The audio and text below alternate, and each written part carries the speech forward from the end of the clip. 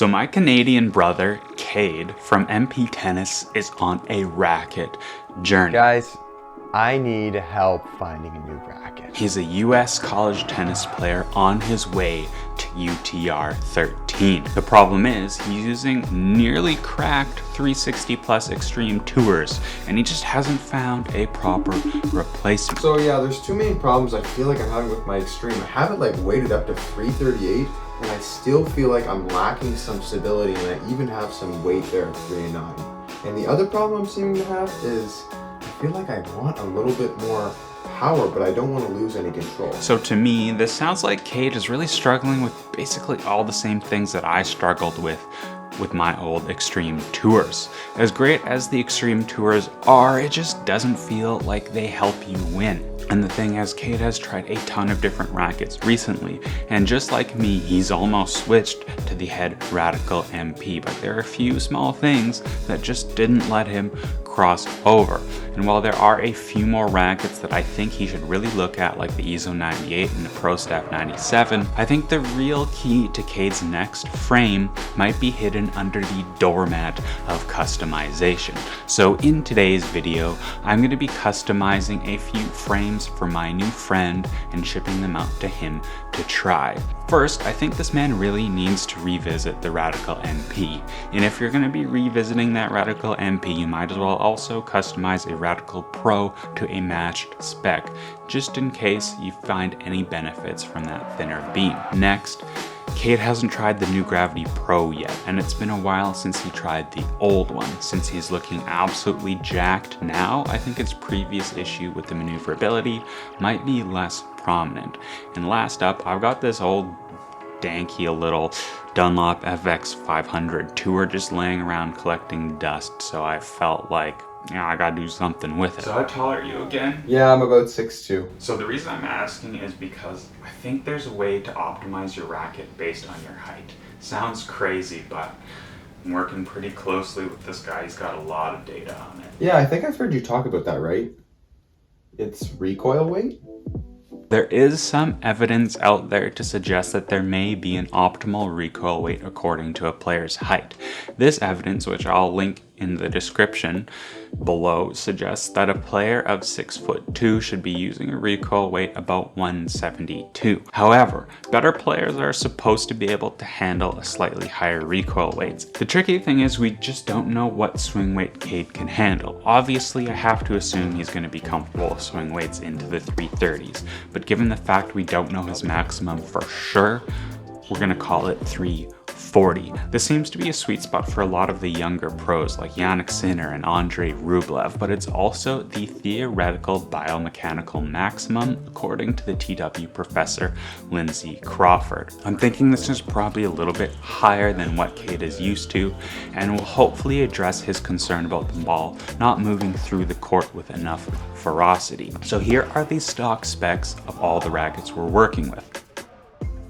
One thing to note is that my rackets are all strung with 1.25mm poly, and Cade prefers confidential 130.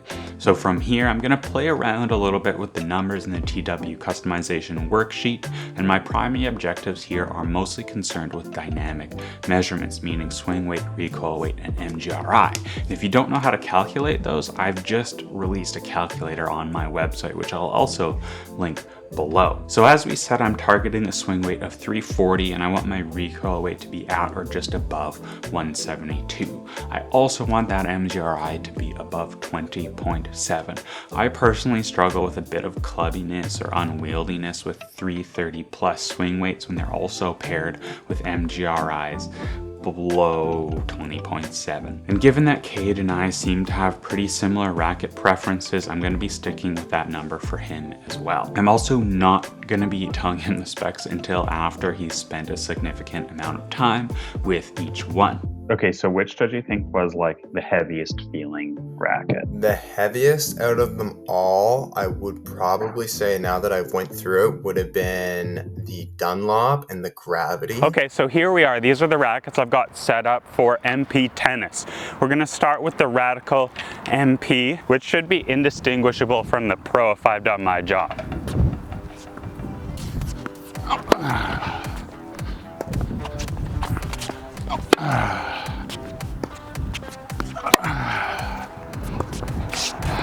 definitely got a clubby feel, like,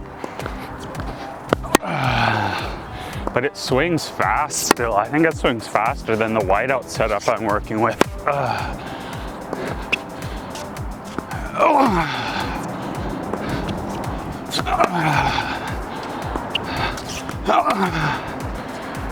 Overall, it's a bit much for me, but I think Cade's gonna like it. On to the Pro. We do have a bit of a different string setup going on, but I didn't bother putting all new strings because they're gonna be airship. The restring 0 makes a big difference. Also does that. Definitely notice the thinner beam once you have these two equal weighted. The Pro feels faster. This restring 0 is not going to be viable for Cade for sure. Super stable, and I really like how that felt. So were I to guess, I'd guess that Cade's gonna prefer the Pro so far, Radical Pro. Cade mentioned to me specifically that he found the previous version of the Gravity Pro to feel too sluggish on defense. So for this, we're gonna be taking inspiration from Rublev's Ultra Headlight setup, going for a slightly heavier static weight to achieve a more headlight balance with a higher MGRI, keeping that racket flying through the contact zone, while also ensuring that recoil weight is at 172. Gravity Pro, doing the Gravity Pro thing where it feels heavy, but that was a hard shot. Has the thinnest beam, and it kind of has quite a bit of tip speed. I think that's because of that MGRI. Got a little bit higher on this racket, so it's really easy to whip up the back of the ball. Oh, it just flies through contact. Oh, this is nice. And since we aren't trying to match the Radical Pro like we were with the Radical MP, we've got a ton of room to get some pretty extreme specs with this FX 500 Tour. This is the lightest racket so far, but it's also got the highest recoil weight. So at 178 plus a ton of weight at 3 and 9 to boost that twist weight, this should be a pretty interesting setup. Okay, so this last one is kind of a bonus. I don't really think he's gonna like the actual racket. It's the weight setup that's quite different.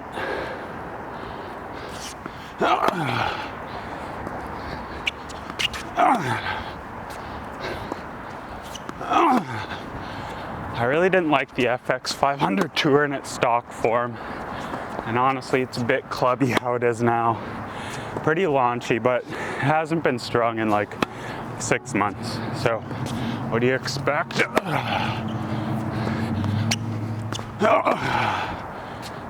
It hits the biggest ball, I think. You can see it's huge. So much spin. Surprisingly, it doesn't feel as stable as I was expecting, but it does whip nicely. Okay, so gonna pack these off in a box and mail them over to my man. So which one do you think Cade is gonna like most? If you want to find out, check out his YouTube channel. I just kept telling myself, like, it's crazy what customization does, because you can really turn it into something else. For me, I kind of like the Gravity Pro the most, but my money is probably going to be on the Radical Pro for him, though this Gravity might be a sleeper. And you can check out full reviews on each of these sticks that I've customized for Cade on his own channel, which is called MP Tennis. If you didn't get that, I'm going to pin a comment with a link to maybe the first video in the series. I've talked about it a bit. I think he's going to do a 3-part series, which should be pretty cool. And from the initial texts he sent me about it, seems to be going pretty well. I was kind of nervous about this. Like, this is the first time like a serious high-level player is going to be using something that I've kind of like really customized blindly just to see if it would work for them. And if you want me to do a similar thing to you, maybe I will make that available on my website too. Could be pretty fun. Anyway, see you over on Cade's channel. I'm going to try to be active in those comments. Well.